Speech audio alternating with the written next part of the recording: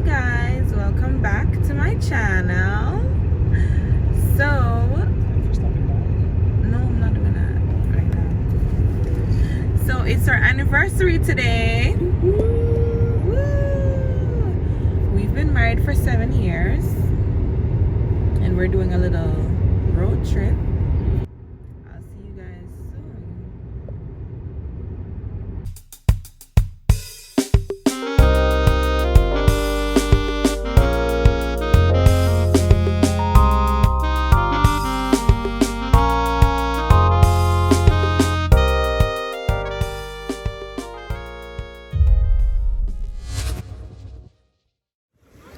We've made it.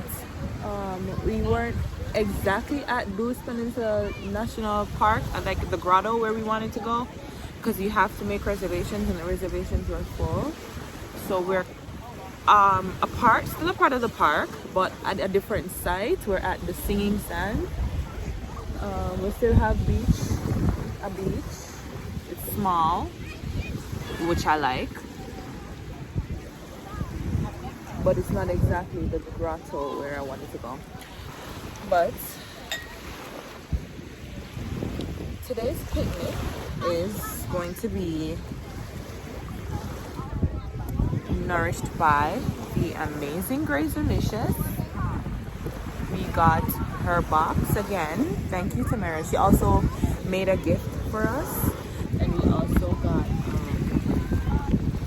a little champagne from her as well. And brought our glasses.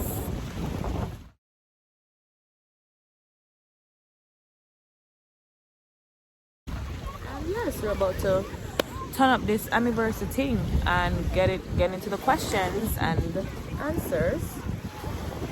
And we're about to get into the questions.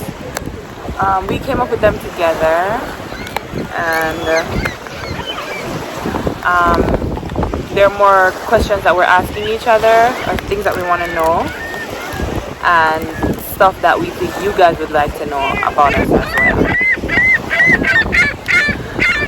As you can see, we're on the beach, so we have a lot of background noise, and we have this little nasty seagull them.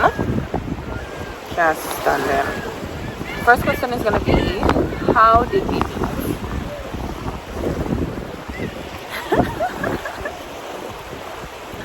I remember.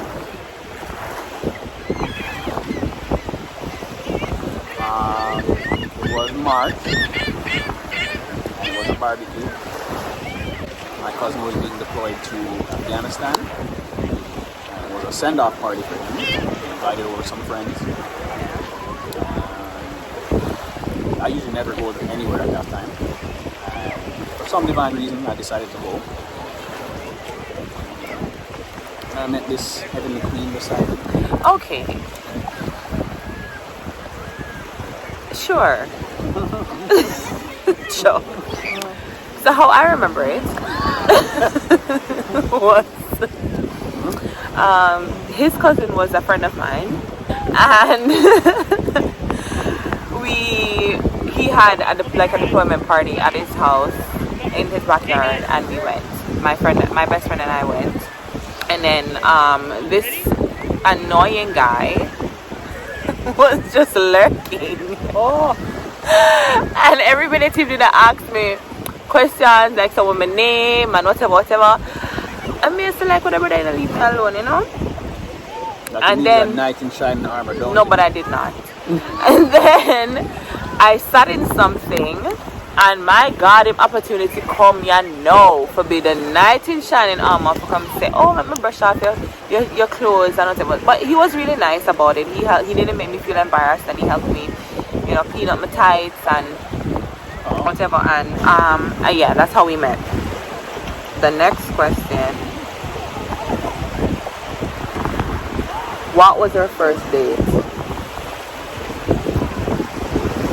Our first date was to the movies. What did we see? We watched, oh man, the Queen Latifah movie, Queen Latifah and Common. Just right. Just right. Yeah, Uh, that's what it was. So that's a little bit of history. How long were we dating before we got married? 3 years. We started dating in 2010, and then we got engaged in 2011. Why that did quick enough? That did quick enough? Look here, I knew We never from the know. first date. I didn't know from the first date. I didn't know. I was still trying to live my life a little. She was the one. I wasn't trying to lock you down enough. You gave me a ring though. That is. That's what happens when you see something you wanna put your If you name like on it, it. then you should have put a ring on it. Yeah. What? Oh, okay. Put your name on it. Upgrade you. I upgraded you Your status. Upgrade your status. from Mr. Mrs. Yes. Okay. What is or are your favorite thing or things about me? You're like a light. A real sunlight in a dark room. You're warm. You are the party starter, the party goer. I definitely love that. Easy to talk to. You're just like a spark plug. You come on, to boost me to them man. I'm just telling you Stop that's again. So that's what it is. Stop Jen. That's what caught my eye, and I really felt that. And that's where our conversations were always leading. I was just a nice guy. Yeah, I see you smiling over there. There you Yeah. go. So my favorite things about you. You're very supportive. Keep it PG, okay? Whatever. You're very supportive. Every dream I've had since we've been dating, or every vision I've had for my career or for myself or for a relationship or for anything, you're always there to back me 100%. I really like that. You're very supportive. I like that you are very caring. And I was like, I literally don't have to lift my finger to do a thing. Okay? You look funny queen.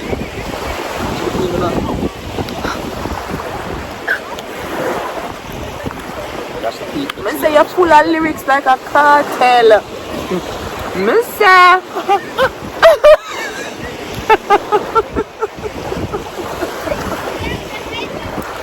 You're annoying.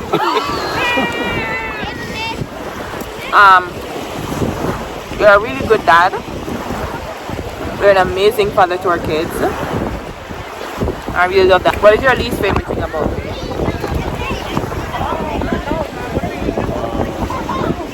Nothing, my love. You are absolutely, boy, I'm tell us like, man. Hold on. That one squirrel over there with a long You're so annoying.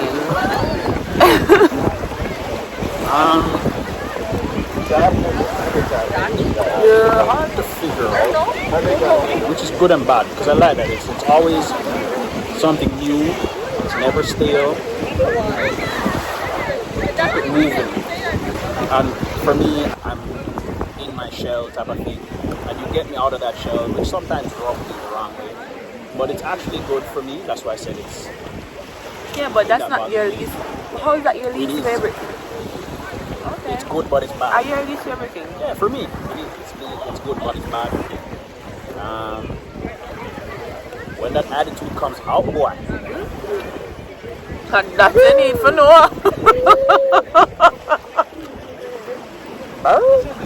And that's your need for no. May I speak to Mrs. Dice, please? Because this person Yeah. I do not know. And they are. My least favorite thing about you. Do you know what that is? Cut you off? Yeah, that's one of them. Your temper. As patient as Dwayne is like Hulk. That's the only way I can think about it. Like when he gets angry, he turns into like a big. I can't lie. when he gets angry, he turns into like this big green monster. Can't identify him. And then, you know, me have to be a, hey there, big guy, the sun's getting real low type of thing, you know, like, he gets really, I hate when he gets upset. His temper is ridiculous. Another thing that I don't like is that, like,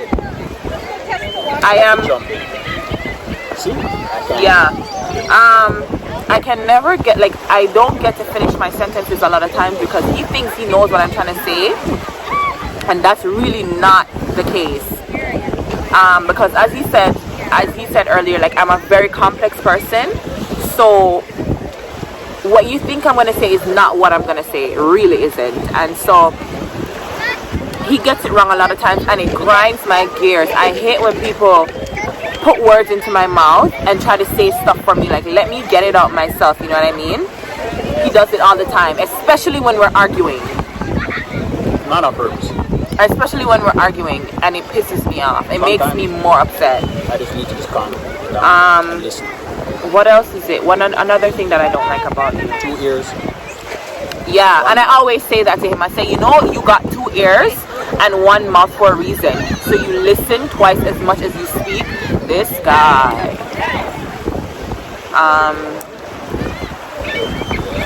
Yeah. Oh. In my defense. No. There's this thing that Dwayne does when he's upset. And you know what I'm talking about, right? The silent treatment. That's it. That's my defense. If I speak, honestly. But you know, but if I say I don't like something, why would you go back and do the very thing that I tell you I don't like? And I tell you I don't like it because it makes me feel ignored. I tell you I don't like it because it makes me feel ignored. And it makes me feel like I don't exist. Because you'll do it for like a week. You'll do it for like a whole week. And I'm not that, like, I love to talk. Like, I am a talker. If something is wrong, I'll talk about it. I do shut down too. And that's always because him cut me off. I'm going to feel like I can't get a word in. Somebody just say, you know what, whatever. Since you know everything, go and think everything. But I'm a talker. So for you to just shut down and just ignore me, and it's not like there's an issue and we're ignoring the issue. That's not it. You're ignoring me completely. So you'll come in the house, it's like I'm not there. You'll come and you'll talk to the kids and play with the kids and sit on the couch and not acknowledge me at all. And it drives me nuts. So yeah, those are the 3 things that I don't like about you. I don't really. The most. I realize it's a mechanism that I do that. Basically, I'd rather just not add fuel, oil, brimstone, lava to the fire. So I usually will just not say anything. Okay, so then why don't you say that? Why don't you say, you know, I'm just taking some time to process things, because I do that. Like, if something is bothering me, and if me know say, well, I babe, is it an owl? Oh. If something is bothering me and I feel like I can't talk about it, because if I do at that present moment, I might say something that I might regret, I'll say, you know what, no, it's not the time to have this discussion, and we'll talk about it when I've calmed down. Yeah. And I don't ignore you. I still talk to you about other things. I don't make you disappear. Yeah, I'm still a work in progress with that one. How different are your personalities? Do they clash or cause conflict? Opposites attract, brother. But you know what's funny? The very thing that I find attractive doing to me is the very thing that pisses him off the most.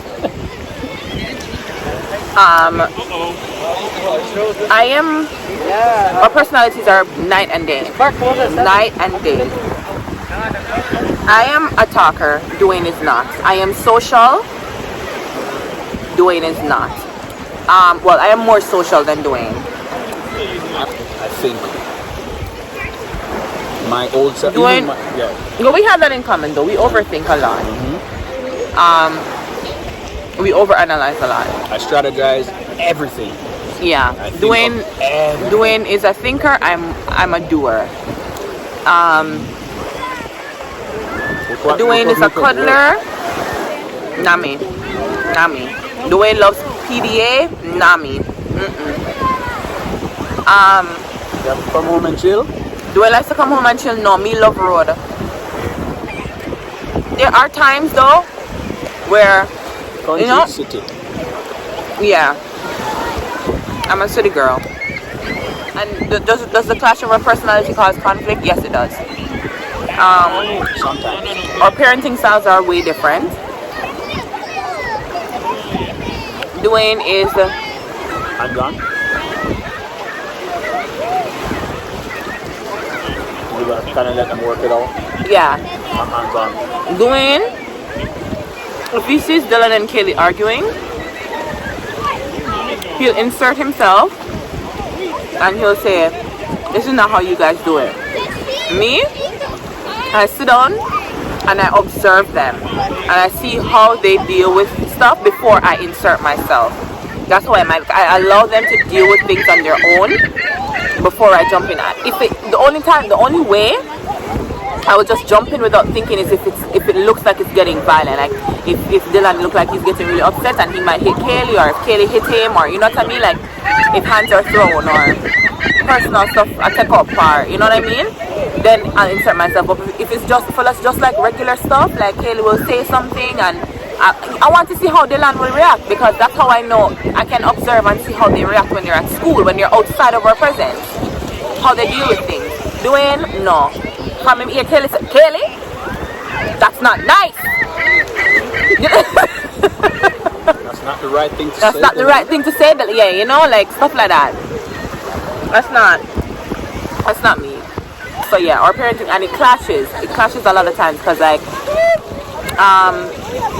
I'll be there talking to Dylan about something and then he will just insert himself. I'ma just feel like he might be condescending, like, you know, what I'm doing is wrong, or I'm parenting wrong or whatever, so I'ma get defensive, and because one piece of, you know what I mean? Hullabaloo between the two of us. Next question. What's your view on submission?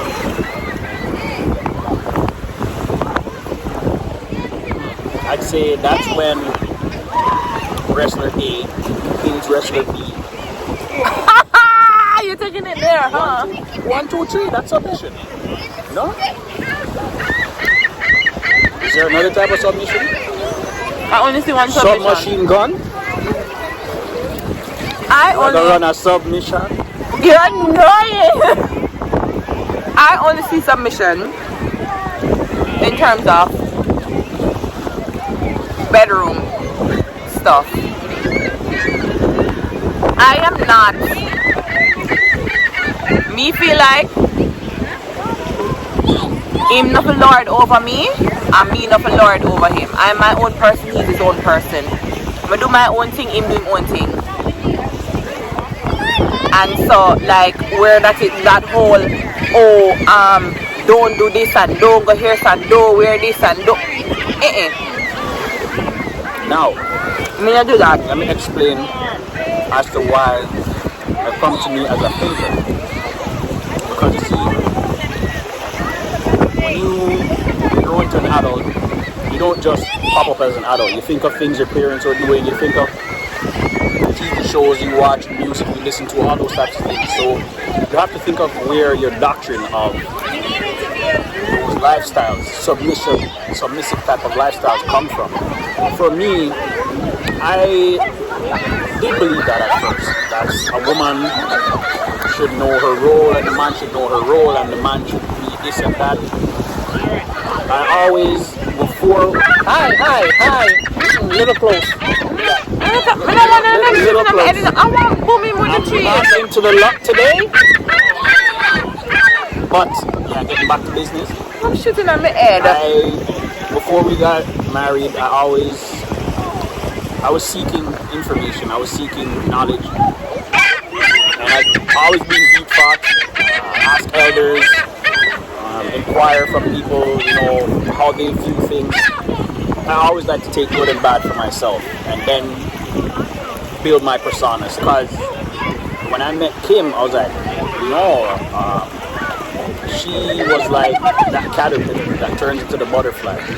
If you have a caterpillar that's wanting to be a butterfly, it ain't gonna be a butterfly. You continue to cocoon it as the caterpillar. You have to let it go. You have to let it turn into a butterfly. So when my mind changed on that, it was like a huge thing for me, because it's like I grew up knowing this or believing this, and I was like, wait a minute now, because I was looking at it like, no, women are to be equal. I always viewed people like Kim and my mom, and Pastor was female, and I viewed her in a position like, you don't lock these people in a room. You don't muzzle them, basically. And women aren't supposed to do this and enjoy themselves and their sexuality and their bodies and all of that stuff.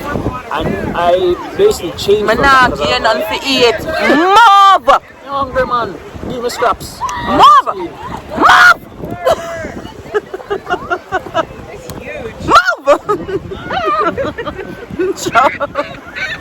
So that's where my change and my thought came from. It made no sense, because now if you met someone a particular way, you're not getting that person later on if you not have to force them to be something that. Thank you.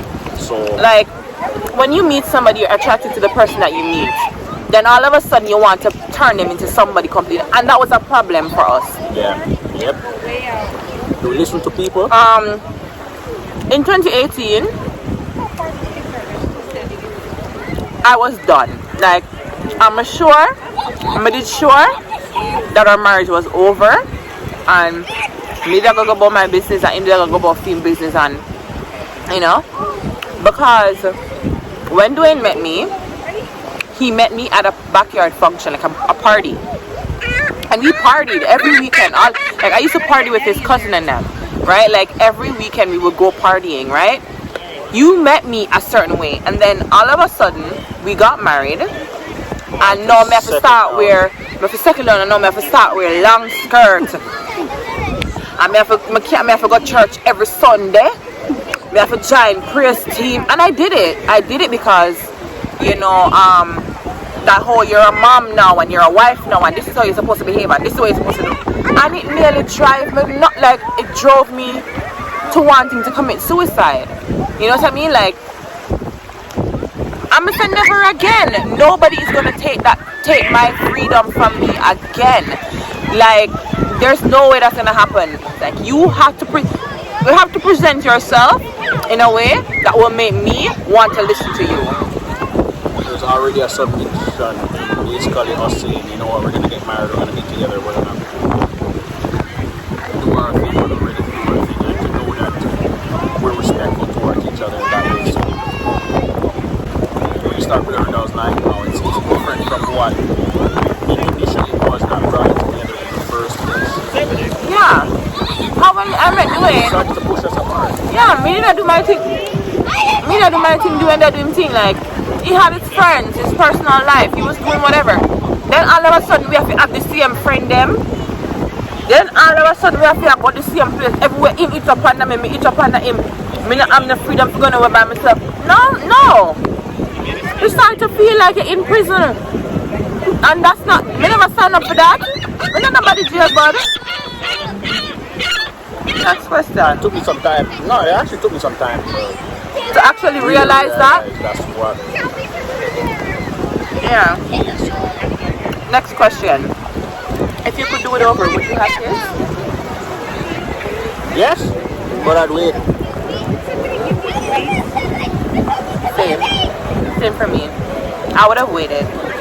I absolutely love our kids. Man, like, they are just, you have a long day at work and they come home with those hugs and kisses and those little voices. Kaylee, especially Kaylee's hugs are the warmest hugs. Kaylee hug, it come like when Kaylee hugs you, she hug you from her toe point. Literally. Everything in our being. Kelly hugs you with everything. Dylan, he has those when he knows something is Dylan off has about a you, touch. and he Dylan's just touch hugs you and is it's like, healing. Dylan is like him just pick up, him have a sixth sense, you know, something wrong, and him just come, and he'll just come and he'll just lay down on your shoulder, or he'll just come and he'll just hold your hand, or he'll just touch you and he'll say, "Mommy, you okay?" or "I love you, Daddy, I love you, Mommy." You know what I mean? Like stuff like that. I wouldn't trade them for the world, but I would have waited. man, I would have waited because before we got married, we and didn't. even the first year. We had our child, and we had our child like Right after. 3 days before our first anniversary. You know, so we didn't really get to experience our first year, like the whole honeymoon phase that everybody experienced or whatever. I spent a lot of that in my bed sleeping. Did you know we were gonna have kids? Though? No, that's the thing. I think that's what it was too. Because I didn't. We didn't know we were gonna have kids, so we're out here fatting and bottom. You know?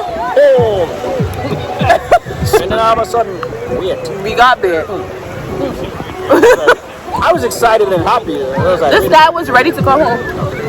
I remember when I called, when I found out I was pregnant, and I called him, and I'm like, "Babe, we're gonna have a kid." This guy was at work doing cartwheels, I was gonna leave work, and I could come tell home, because I heard him in the background, like he left the phone on the hook, and I heard him in the background, and I heard his manager asking, "Dwayne, what are you doing? Why are you cartwheeling on the floor, man?" And then he came back on the phone, and he's like, "I'm so excited, babe. There's how much, you know." You want to add it? For me, I remember when we were getting married and I knew there was a possibility of us not having kids. I spoke to a couple guys at my previous workplace that didn't have children. I asked them a lot of questions. You know, how was it? Did you regret? And all of those things. And before going into marriage, I came to terms that if we had kids or not, okay, both ways. I knew how to live without or with children, and was going to be perfectly fine with it. Last question. If you knew then what you know now, would you still have gotten married at the time you did?